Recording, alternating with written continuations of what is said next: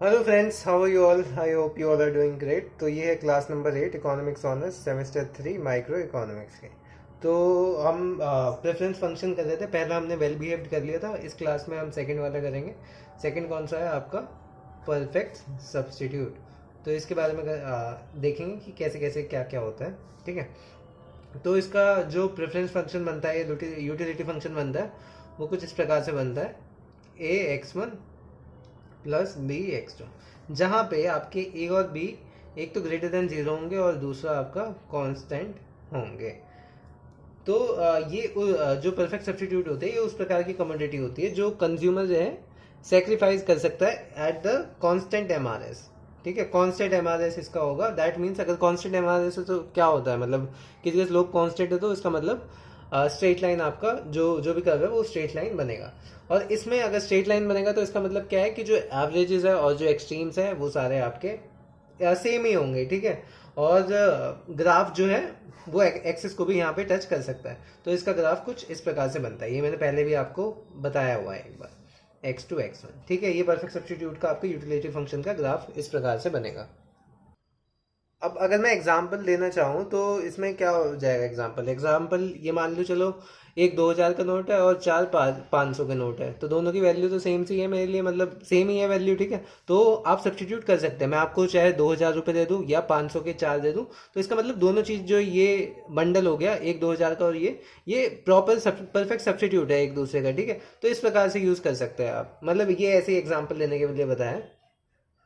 या ऐसा कह लीजिए 4 unit of 500 notes is equal to 1 unit of 2000 note. ठीक है। अब जैसे मान लो आप पे क्या कहते हैं, 2500 रुपये के नोट है और 500 के नोट जीरो है। तो ऐसे एक मैंने ले लिया, ये 100 रुपीज़ नोट और ये हो गया 500 रुपीज़ नोट। तो यहाँ पे 25 हो गया और ये आपके 500 जीरो है। अब इसमें से आपको अगर मान लो 500 का एक बढ़ाना है, तो इसमें कितने कम करने पड़ेंगे? 5। तो एम आर एस आपका कितना हो गया? यहाँ पे 5। सबका 5 होता चला जाएगा। यहाँ पे एक और बढ़ा दो तो 5 और कम करना है, यहाँ पे 5। तो क्या हो गया आपका? कांस्टेंट एम आर एस आ गया ना, कि 5 with x1 and 1 with x2। तो इस प्रकार से आप इंटरचेंज कर सकते हैं 5 एंड 1 के उससे। तो इसका अगर यूटिलिटी फंक्शन बनाना चाहो तो कैसे बनेगा? U X one comma X two is equal to, A तो आपका 5 हो गया। ठीक है, ए आपका 5 हो गया, 5x1, क्योंकि 100 के नोट है, वो 5 5 5 करके कम हो रहे हैं, या उस हिसाब से आप देख लो। और आपका दूसरा कितना हो गया? बी कितना हो गया? 1 इंटू x2। ठीक है, इस प्रकार से आपका यूटिलिटी फंक्शन बन जाएगा। और यहीं पे अगर आपको एम आर एस निकालना हो तो एम आर एस कॉन्स्टेंट आएगा। तो कॉन्स्टेंट क्या आएगा? जैसे अगर मेरे को इस फंक्शन को देख के ही बताना है, यहाँ पे चलो मान लो 8 हो गया। ठीक है, 5x1 प्लस 8x2 कोई सा ये फंक्शन हो गया। तो इसका मेरे को देखते ही एम आर एस अगर बताना होगा तो क्या इसका एम आर एस क्या होगा बताओ? इसका आपका एम आर एस होगा -5/8। ठीक है, या आप समझ भी गए होंगे कि एम आर एस कैसे निकाला मैंने। पहले mu(x1) क्या होता है? M R S mu(x1) upon mu(x2). तो x1 के उससे करेंगे तो 5, x2 से उससे करेंगे तो आपका 8। तो -5/8 इसका एम आर एस आ गया कांस्टेंट। तो क्या क्या बताया, एक बार फिर से रिवाइज कर लेते हैं कि two goods are perfect substitute if consumer is willing to substitute one good for other at a constant rate, so MRS is constant. And in this case, IC is a straight line and the general form of utility function is u is equal to ax1 plus bx2। अब इसी में जैसे constant MRS की हम बात कर ही रहे हैं, तो इसी में अगर देखा जाए तो आपका कौन सा और फंक्शन है, मतलब कौन से और केस में आपका कांस्टेंट एमआरएस होगा? मैंने आपको न्यूट्रल का केस बताया था, अगर आपको याद हो। उसका भी कैसे बनता था? स्ट्रेट लाइन या पैरेलल टू, या तो एक्स एक्सिस होता था या पैरेलल टू वाई एक्सिस होता था। तो अगर इसका अगर आप भी बनाएंगे, या तो ये होता था या ये होता है। ठीक है, जो न्यूट्रल वाले फंक्शन होते थे। तो इसमें देखेंगे तो स्लोप क्या होगा, आप वैसे ही बता सकते हैं स्लोप क्या होगा। इसका क्या होगा? इसका इन्फिनिटी होगा, इसका होगा जीरो। तो जीरो या इन्फिनिटी हो सकता है स्लोप, क्योंकि पैरेलल टू एक्सिस है। तो उस प्रकार से अगर आप निकालेंगे तो कुछ इस प्रकार से स्लोप निकलेगा। जैसे यूटिलिटी फंक्शन ले लिया x1 इंटू x2 की पावर 0, तो ये इक्वल टू x1 में ही आ गया। ठीक है, तो अगर एम आर एस इसमें निकालना भी चाहो तो क्या होगा? Delta U by delta x1 करेंगे जो कि 1 आ जाएगा, और फिर delta U upon delta x2 जो कि 0 आ जाएगा, इक्वल टू इन्फिनिटी आ जाएगा, विच इज ऑल्सो कॉन्स्टेंट। और ये वाला आपका केस बन जाएगा। ठीक है, तो आज की वीडियो में था इतना ही। नेक्स्ट वीडियो में हम करेंगे परफेक्ट कॉम्प्लीमेंट से, या चलो वो भी छोटा सा ही है, इसमें करा देता हूँ, कोई दिक्कत नहीं है। तो दूसरा हो गया आपका परफेक्ट कॉम्प्लीमेंट्स, ठीक है। तो परफेक्ट कॉम्प्लीमेंट का क्या होता था यूटिलिटी फंक्शन, जल्दी से बताओ। ये होता था utility is equal to U is equal to minimum of, हम क्या लिखते थे, x1 कॉमा x2। अब यहाँ पे ax1 कॉमा ax2 bx2, ठीक है। यहाँ पे वो हो जाएगा बस कितने, मतलब क्या रेशियो है, किस रेशियो में आप कॉम्प्लीमेंट्री उसे यूज़ कर रहे हैं।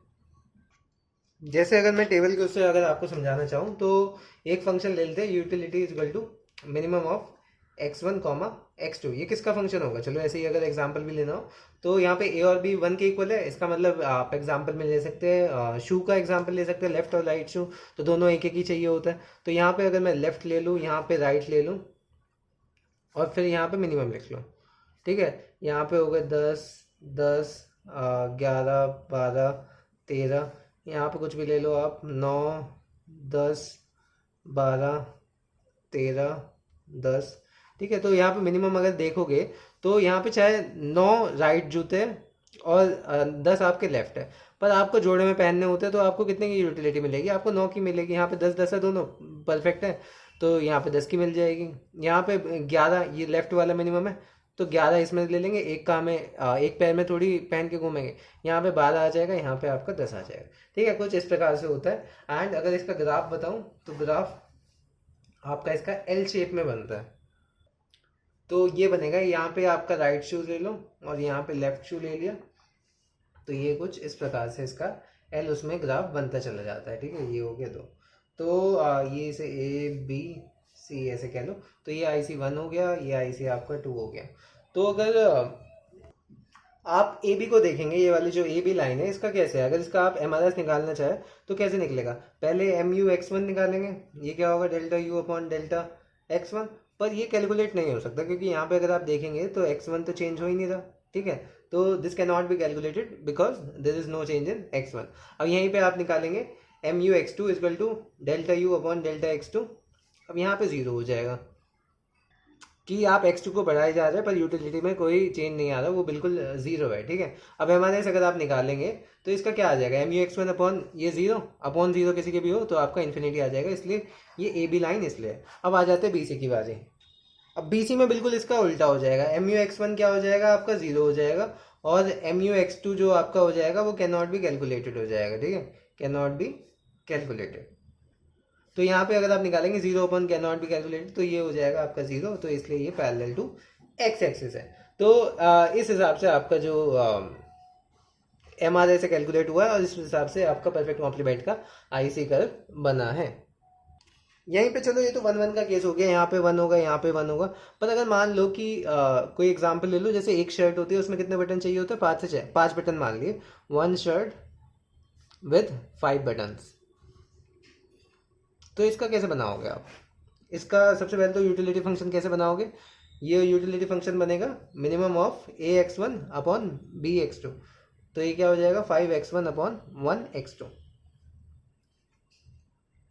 अब इसमें हमेशा ये याद रखना, जो भी जैसे ऐसे दे रखी होगी ना स्टेटमेंट, तो ये तो आपका ए होता है, ये वाला आपका होता है बी, मतलब इंटरचेंज करके लिखते हैं, ठीक है। 5x1 हो जाएगा और 1x2 हो जाएगा। अगर ग्राफ की बात करूँ तो ग्राफ कुछ हाँ इस प्रकार से बनेगा। यहाँ पे क्या लोगे आप, यहाँ पे आप लोगे शर्ट और यहाँ पे ले लिया आपने बटन, तो 5 एक शर्ट पे 5 बटन चाहिए, तो कुछ इस प्रकार से यहाँ से आएगा और यहाँ से जाएगा, फिर वही क्या कहते हैं, ये 10 होगा, ये आपका 2 होगा, तो यहाँ पे कोई पॉइंट आएगा, ऐसे करके ऐसे, तो ऐसे करके ऐसे बनता चला जाएगा और ये आपकी लाइन जाएगी जहाँ पे मतलब जो इक्विलिब्रियम कंडीशन आती है वो इस प्रकार से आपकी आती जाएगी, 1 5 2 10 ऐसे कर करके बढ़ती चली जाएगी। तो आज की क्लास के लिए इतना ही। नेक्स्ट क्लास में हम स्टार्ट करेंगे कॉप डॉगलस और क्वाज़ी लीनियर फंक्शन से, जो कि आपके लिए काफ़ी नई चीज़ होगी। तो आज की क्लास के लिए इतना ही, मिलते हैं नेक्स्ट वीडियो में, तब तक के लिए goodbye, take care and keep studying.